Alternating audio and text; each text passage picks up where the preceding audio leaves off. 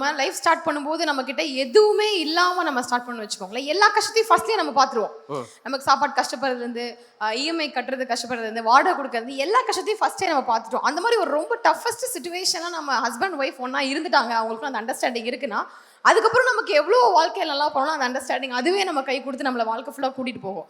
So அந்த மாதிரி நாங்கள் ஆரம்பிச்சதே வந்து ஜஸ்ட் 20,000 rupees தான் எங்கள் மேரேஜ் செலவை நாங்கள் முடிச்சோம். ஆக்சுவலி போய் ரெஜிஸ்டர் மேரேஜ்ல கல்யாணம் பண்ணி அப்படி ஆரம்பிச்சதுதான். ப்ரீ ஷூட்டு, ஆஃப்டர் ஷூட்டு, கல்யாணத்துக்கு விருந்து போடுறது, இந்த மாதிரி நிறைய ஆசைகள் இருக்கும்ல. நமக்கு இந்த மாதிரி கல்யாணம் நடக்கணும், இந்த மாதிரிலாம் போனோம். நானும் எத்தனையோ கனவுகள், லெஹங்கா தான் போட்டுட்டு கல்யாணம் பண்ணணும், இந்த மாதிரி நிறைய யோசிச்சு வச்சிருந்தேன்.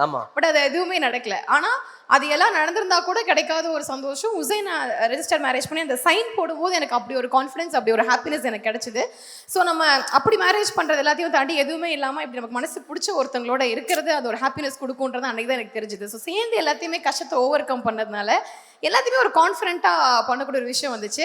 ஒரு வீட்டில் ஒரு கப்பல் இருக்கும்போது ஒரு ஹஸ்பண்ட் நினைக்கிறத தாண்டி ஒய்ஃப் நினைக்கிறத தாண்டி ரெண்டு பேரும் சேர்ந்து ஒரு விஷயத்த ரொம்ப ஸ்ட்ராங்காக ஒரே டைமில் நினைச்சாங்கன்னா நம்ம நினைச்சதை விட ரொம்ப சீக்கிரமாக அந்த நல்ல விஷயங்கள் நமக்கு வந்து சேரும். Yes of course. ஸோ அந்த மாதிரி தான் வந்து எங்களுக்கு எல்லாமே கிடைக்கிறதா, அந்த கடவுள் பிளஸிங் இருக்கிறதா நாங்கள் நம்புறோம். அது அப்படியே கண்டினியூ ஆகணும். இல்லை, அதை இப்போ தான் நான் கண் கூட பார்த்தேன். மணிமேகலை பேசும்போது வந்து கையில் பாரமாக அந்த ஃபோட்டோ வந்து உங்கள் பாரத்தை நான் தாங்கி பிடிக்கிறேன்னு உசைன் வாங்கினதை நாங்கள் பார்த்துட்டோம்.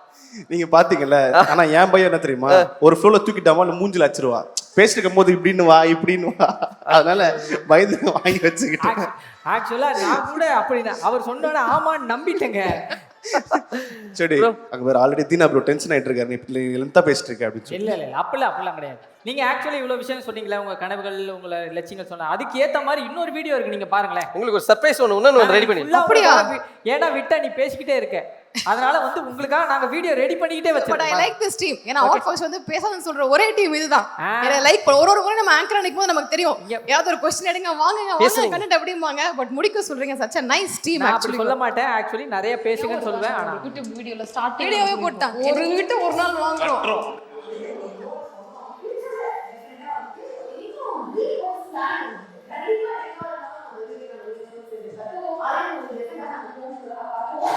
Anything is possible with supportive partner.